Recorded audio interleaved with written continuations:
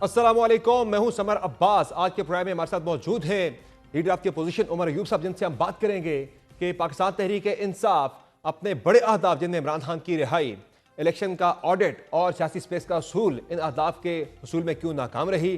پاکستان تحریک انصاف کے اندر جو اندرونی خلفشار یا تقسیم ہے وہ کیوں بڑھتی چلی جا رہی ہے؟ اور پارٹی کے اسٹیبلشمنٹ کے ساتھ مذاکرات کا معاملہ کیوں آگے نہیں بڑھ پایا؟ اور دیگر جو اہم سیاسی اور پارلیمانی ایشوز ہیں ان پر ہم بات کریں گے عمر ایوب صاحب سے۔ سر بہت شکریہ آپ نے پروگرام میں جوائن کیا۔ سر یہ بتائے گا کہ پاکستان تحریک انصاف اپنے اہم ترین جو اہداف ہیں جن میں اگر ہم بات کریں، اہم ترین کی اگر ہم بات کریں، اس میں خان صاحب کی رہائی کا معاملہ ہے، مینڈیٹ کی واپسی ہے، اور ایک اتحاد بنا کے مؤثر اپوزیشن کا الائنس بنانا، اس طرف جانا، یا سیاسی سپیس کا اصول، ان اہم ترین اہداف میں تحریک انصاف کیوں ناکام رہی ہے؟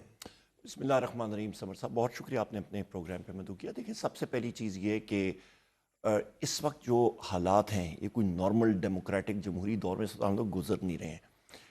ملک میں عجیب و غریب کیفیت کا مطلب ایک سلسلہ چل رہا ہے۔ سب سے پہلی چیز وزیر اعظم عمران خان صاحب کے کیسز، تو مسلم لیگ نون کے وزراء وہ یہ بات کرتے ہیں کہ جی کہ وزیر اعظم عمران خان صاحب معافی مانگ لیں تو سارے کیسز ختم ہو جائیں گے، وہ باہر آ جائیں گے۔ اس کا مطلب یہ کہ وہ سارے کے سارے کیسز ہیں ہی فکٹیشس، جھوٹے۔ وہ 9 مئی کی بات کرتے ہیں کہ 9 مئی پہ معافی مانگ لیں، باقی تو وہ کیسز کی بات۔ باقی اور کیسز ہیں کیا؟ باقی کیسز ہیں تو پھر نواز شریف کی گاڑی وہ واپس کر دینا، اس کے اوپر تو توشخانہ کی گاڑی کا ہے، اس کا آصف علی زرداری کا ہے۔ ابھی نواز شریف اور مطلب باقی لوگ گلف سٹریم 4 میں گئے ہیں۔ آپ کا بیلاروس، میں خود پائلٹ ہوں، آپ کو معلوم ہے $9,850 فی گھنٹہ اس جہاز کا آپریٹنگ کاسٹ ہوتی ہے، تو لہٰذا جو آفس ہولڈرز کے علاوہ لوگ ہیں انہوں نے کوئی ٹکٹ کے پیسے بھرے ہیں کہ نہیں بھرے، کیسے گئے ہیں اس جہاز میں، اس چیز کے بارے میں تو بات کریں نا۔ اس کے علاوہ آپ مجھے یہ بتائیں کہ وزیر اعظم عمران خان صاحب خدا نہ خواستہ انہوں نے کہا ہے کہ جی نہ ڈھیل ہے نہ ڈھیل ہے، دونوں چیزیں نہیں ہیں، ختم ہو گئی بات۔ تو لہٰذا وہ کیسز ہیں ہی فکٹیشس، سب کے سب۔ ہمارا تو کنٹینشن ہی یہی ہے کہ وہ سی سی ٹی وی فوٹیجز لائیں۔ کیا وجہ ہے؟ پارٹی کے اندر جو ہے وہ ڈسرے ہے، گروپنگ ہے، کس وجہ سے آپ اپنے اہداف کے اصول میں ناکام ہیں؟ چاہے جتنے بھی مشکل حالات ہوں، لیکن ایک سیاسی اسٹرگل ہے وہ اپنا کہیں نہ کہیں راستہ بنا لیتی ہے، اور جب تحریک انصاف نے پریشر بلڈ کیا، گورنمنٹ آپ سے بات چیت کرنے پر آمادہ ہوئی، مجبور ہوئی، لیکن اس وقت تو صورتحال یہ ہے کہ پاکستان تحریک انصاف کے حالات اتنے کمزور ہو چکے ہیں کہ عمران خان کی رہائی تو دور کی بات ہے، آپ لوگ تو رسائی کے لیے اب اس وقت جو ہے وہ ترلے کر رہے ہیں یا پھر اپنی کوشش کر رہے ہیں، آپ کو رسائی تک نہیں مل رہی ان تک، یعنی اتنی نیرو ڈاؤن ہو کے تحریک آپ کی خان صاحب تک رسائی تک آ گئی ہے۔ میں مسکرا رہا ہوں، میں سوال بڑا اچھا سوال آپ نے پوچھا، میں مسکرا رہا ہوں۔ اچھا، یا یہ بات ہے، مجھے یہ بتائیں کہ جب نیگوسیشنز کے حوالے سے بات جب چلی، مجھے وزیر اعظم عمران خان صاحب نے نومینیٹ کیا اس کمیٹی کا ہیڈ، جب میرے سامنے جو آپ کے حکومت کے فارم 47 کے وزراء بیٹھے ہوئے تھے، ان کو ہم نے صرف ایک شرط رکھی کہ جی ہماری رسائی دے دیں وزیر اعظم عمران خان صاحب سے کہ ان مانیٹرڈ انوائرمنٹ میں ہم لوگ بات کریں۔ نمبر 1 نمبر تو ہم نے کہا جی آپ 26 نومبر کا کمیشن بنا دیں، 9 مئی کا بنا دیں۔ ہم نے یہ نہیں کہا کہ ہمیں وہ کھلی چھوٹ یا ڈھیل دے دیں، نہیں، ہم نے کہا کمیشن بنا دیں، دودھ کا دودھ سچ کا سچ ہو جائے۔ انہوں نے نہیں کیا، اور جو رسائی تک کی بات ہے انہوں نے کہا جی ہم لوگ مجبور ہیں۔ بات آتی ہے، آپ کہتے ہیں جی پی ٹی آئی، ابھی تو سر ٹائم موجود تھا، آپ کی جو ریڈ لائن تھی آپ نے دی تھی اس میں تو ٹائم موجود تھا، آپ پہلے ہی اس سے پرو کر گئے۔ میں اپنی بات مکمل کروں، آپ نے بات کی کہ جی پی ٹی آئی یا مجبور ہے، پی ٹی آئی یا مجبور ہے، تو آئے دن ہمیں اریسٹ کیوں کرتے ہیں؟ مجھے آپ کا اللہ بھلا کرے علیمہ خان صاحبہ کو، آپ کے وزیر اعظم عمران خان صاحب کی ہمشیرہ کو، باقی ہمارے صاحبزادہ حامد رضا صاحب کو، احمد خان بچر صاحب کو، قاسم صاحب کو، ہمیں اٹھا کے انہوں نے کیوں پریزن وین میں ڈالا اور جا کے چکری کے قریب آگے جا کے چھوڑا؟ میرا تو سوال یہی ہے کہ آپ ان کی رہائی تو بڑے دور کی بات ہے، پھر رہائی کیسے لیں گے؟ آپ تو رسائی تک نہیں حاصل کر پا رہے۔ ہمارا مقصد، ہم لوگ کوئی کمانڈو فورس یا گوریلا فورس تو نہیں ہے کہ ہم لوگ RPG 7 یا M72A2 راکٹ لانچر لے کے مارے ہوں۔ سیاسی اسٹرگل آپ نے جب بھی کی، آپ سڑکوں پر آئے، آپ نے گورنمنٹ کو نیگوسیشن پہ مجبور کیا، اس مرتبہ گورنمنٹ اب یہ کہہ رہی ہے، وہ کہہ رہے ہیں ہمیں تو تحریک انصاف کی طرف سے کوئی ٹینشن ہی نہیں، فکر ہی نہیں، اب تو ہم بڑے کمفرٹیبل ہو گئے پی ٹی آئی کی طرف سے۔ تو سمر صاحب مجھے یہ بتائیں کہ پھر حکومت پینک کیوں کرتی ہے کہ ہمیں رسائی بھی نہیں دیتی وزیر اعظم عمران خان صاحب سے؟ پینک کیوں کر رہی ہے؟ ڈر کیوں رہی ہے؟ ہماری ملاقاتیں کیوں نہیں ہماری چھوڑیں، حکومت کا یہ حق نہیں ہے؟ یہ ہر ایک قیدی کا حق ہوتا ہے کہ وہ اپنے خاندان کے لوگوں سے ملاقاتیں کریں، آپ کو بھی معلوم ہے۔ یہ ہر ایک قیدی کا حق ہوتا ہے کہ اس کے وکلاء سے ملاقات کریں۔ یہاں پہ وزیر اعظم عمران خان صاحب کے وکلاء ان سے کھلی ملاقات نہیں کر سکتے ہیں، ان کے سیاسی لیڈر نہیں کر سکتے ہیں, ان کے خاندان کے ممبران نہیں کر سکتے ہیں, وہ اپنے بچوں سے ٹیلی فون پہ بات نہیں کر سکتے ہیں وہ political prisoner, Bushra Bibi political prisoner, Shah Mahmood Qureshi Sahab political prisoner, Yasmin Rashid صاحبہ, چودھری حجاز صاحب, میاں محمود الرشید صاحب, عمر چیمہ صاحب, ہمارے مختلف اور ساتھی, سب کے سب آپ کے پولیٹیکل پریزنر. یہ بتائیں کہ علیمہ خان صاحبہ کی ملاقات پرٹیکولرلی کیوں نہیں ہونے دی جاتی؟ باقی بہنوں کو اکثر جو ہے ایکسس دے دی جاتی ہے, یہ لگ بات ہے وہ ملے یا نہ ملے, لیکن علیمہ خان صاحبہ کی وجہ سے پرٹیکولرلی کیا ہے ایسا, کیوں آپ کی اسسمنٹ کیا ہے کہ کیوں انہیں پرٹیکولرلی روکا جاتا ہے؟ مجھے نہیں معلوم, ہم ساروں کو نہیں. وزیر اعظم عمران خان صاحب کے سیاسی رفقا ہیں, اس میں میں شامل ہوں, صاحبزادہ حامد رضا صاحب ہیں, جنید اکبر خان صاحب ہیں, آپ کے اللہ بھلا کرے ہمارے احمد خان بچر صاحب ہیں, پارٹی چیئرمین مل لیتے جا کے بیرسٹر گور صاحب, وہ بحیثیت وکیل مل لیتے ہیں نا, ان کے پاس ایک سٹیٹس ہے. ہم لوگوں کو نہیں ملنے دیا جا رہا, وجہ اعظم سواتی صاحب جا کے مل لیتے ہیں, وہ بھی وکیل, ان کے پاس وکیل کا درجہ ہے, پر ہمیں نہیں ملنے دیا جا رہا نا. اچھا سر یہ بتائیں کہ علیمہ خان صاحبہ جو ہیں ان کے بارے میں تو کل یہ فرما رہے تھے, طلال چودھری صاحب ہمارے پروگرام میں تھے, وزیر مملکت داخلہ کے, وہ کہتے ہیں کہ بشرا بی بی جو ہیں وہ ان کی ملاقات میں رکاوٹ اندر سے ڈال رہی ہیں, وہ نہیں چاہتی کہ وہ ملیں ملاقات کریں, وہ اندر سے ساری چیزیں مینیج کر رہی ہیں. ان شخص کا آپ جن کا کہہ رہے ہیں ان کو یہی ایڈوائس کروں گا, وہ مسلم لیگ نون کی تنظیم سازی پہ زیادہ زور دیں, اپنی پارٹی کو تنظیم سازی کے ذریعے مؤثر کریں, باقی چیزوں کو چھوڑیں. پارٹی کی تنظیم بن چکی ہے ساری؟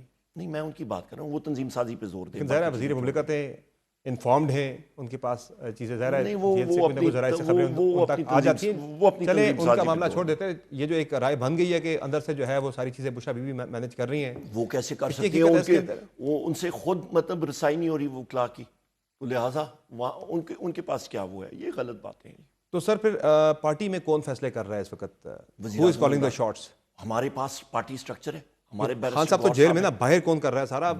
ایک رائے بن رہی ہے, ایک تاثر یہ بن رہا ہے کہ علیمہ خان صاحبہ سارا کچھ چلا رہی ہے معاملات سارے. بالکل نہیں, بیرسٹر گور صاحب میں پارٹی کے نامزد چیئرمین ہیں, اور سلمان اکرم راجہ صاحب ہیں سیکریٹری جنرل ہیں. تو بہت ساری چیزوں میں انفارمڈ ہی نہیں ہوتے, انہیں پتہ ہی نہیں ہوتا. شیر افضل مروت کو پارٹی سے نکالنے کے معاملے پہ وہ باہر آ کے کرتے, مجھے پتہ ہی نہیں ہے. پولیٹیکل کمیٹی ہے اور کور کمیٹی ہے, یہ ہماری 4 باڈیز ہیں, مطلب 2 اشخاص ہیں, 2 پوزیشن ہولڈرز ہیں اور 2 ہمارے پاس کمیٹیز ہیں. یہاں تک بھی ایک الزام لگا تھا, شیر افضل مروت نے لگایا تھا کہ آپ کو سیکرٹری جنرل کے عہدے سے بھی علیمہ خان صاحبہ نے ہٹایا اور انہوں نے سلمان اکرم راجہ صاحب کو بنوایا.